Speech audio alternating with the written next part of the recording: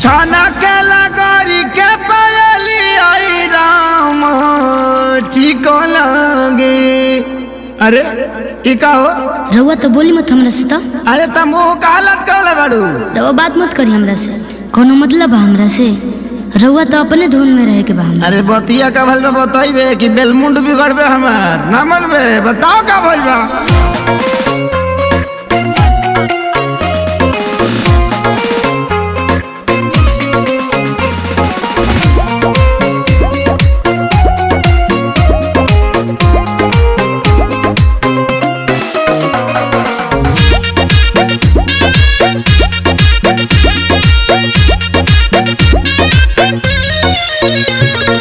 पायल भुलाइल बाकी झुमकाए रानी, बोलत ना बाड़ू का बा परेशानी। हटियो ना।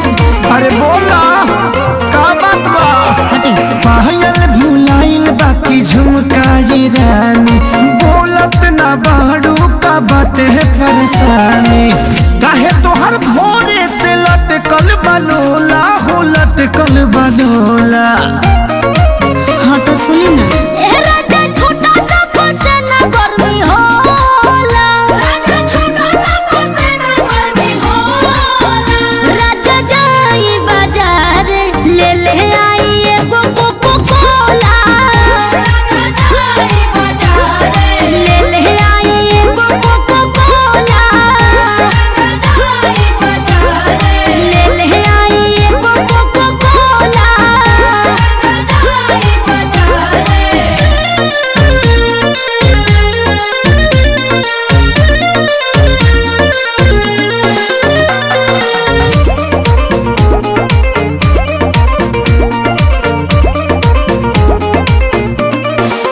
जवन जवन कहबू लइबो सजनिया, लहई पीला ग्लूकोच वाला पनिया।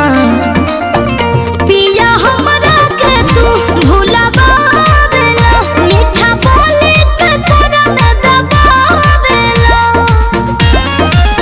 लहई बेटा नी खाल हो जमोला हो, खाल हो जमोला।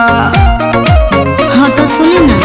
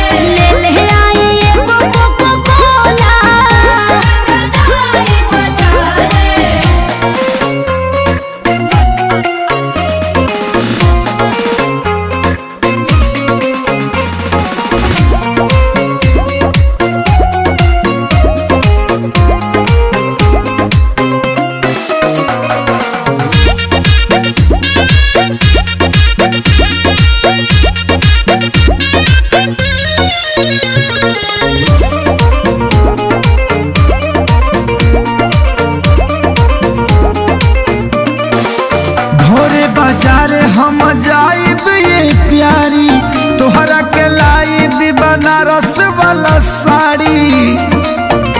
एक सारी ना पर कसबा दूध जी, खाली कोरीला मंगोर दूध जी।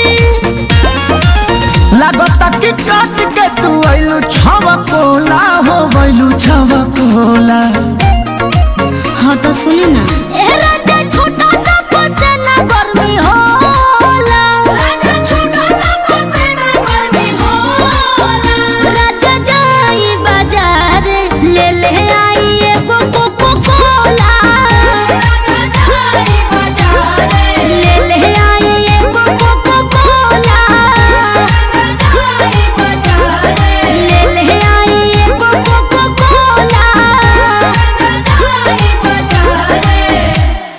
आग दिल में लगी जब वो खफा हुए, अजी आग दिल में लगी जब वो खफा हुए।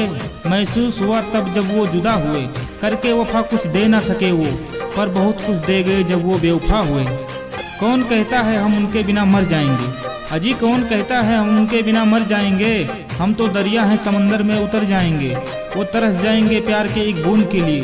हम तो बादल हैं, प्यार के किसी और पर बरस जाएंगे। तेरी चौखट से सर उठाऊं तो बेवफा कहना, अजी तेरी चौखट से सर उठाऊं तो बेवफा कहना, तेरे सिवा किसी और को चाहूं तो बेवफा कहना। मेरी वफाओं पर शक है तो खंजर उठा लेना, मैं शौक से ना मर जाऊं तो बेवफा कहना।